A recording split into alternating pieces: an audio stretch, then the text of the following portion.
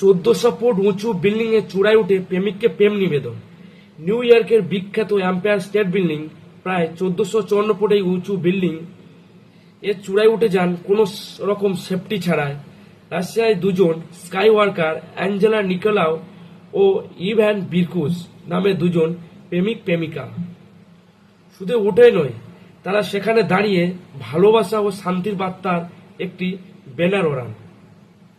তারপর প্রেমিক হাঁটু গেড়ে বসে প্রেমিকার জন্য একটি আংটি দিয়ে প্রেম নিবেদন করেন। এই মুহূর্তটি সোশ্যাল মিডিয়ায় ব্যাপক পরিমাণে ভাইরাল হয়ে যায়। তারপর নিচে আসার পর পুলিশ তাদেরকে গ্রেপ্তার করে। এই ঘটনাকে কেন্দ্র করে সোশ্যাল মিডিয়ায় তুমুল বিতর্ক হয়।